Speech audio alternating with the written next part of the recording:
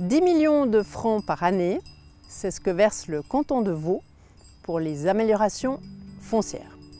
On appelle ça des subventions AF pour construire des murs de vignes, des étables ou encore des chemins agricoles. La Cour des comptes a audité les crédits cadres pour ces AF. 54 millions versés ou donnés aux agriculteurs et agricultrices entre 2019 et 2023.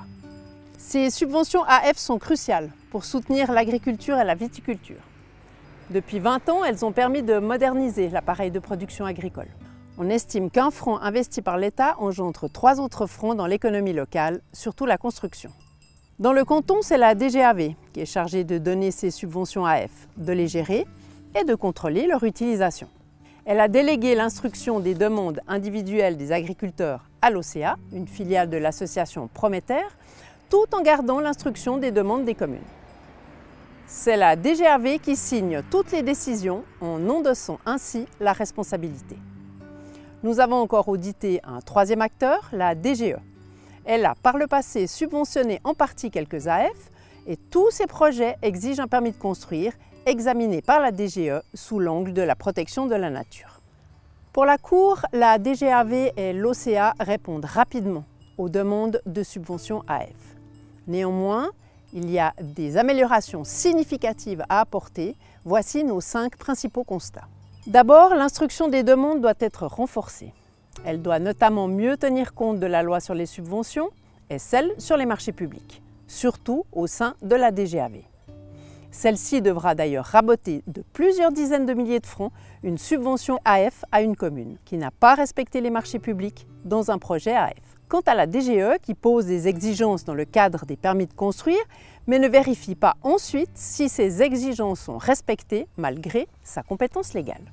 Jusqu'ici, les principes du développement durable n'ont pas été intégrés dans les critères d'octroi des subventions AF.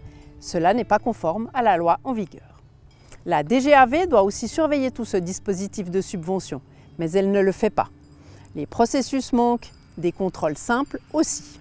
Exemple, la Cour a fait un test sur des étables bâties entre 2019 et 2021 avec 3,9 millions de subventions. Sur ces 19 dossiers, 3 ne respectaient pas ce qui était prévu plus de 2 ans après la fin des chantiers. C'est un risque de mauvaise utilisation de l'argent public qui se chiffre en plusieurs centaines de milliers de francs. Le canton n'a pas de stratégie en matière d'AF.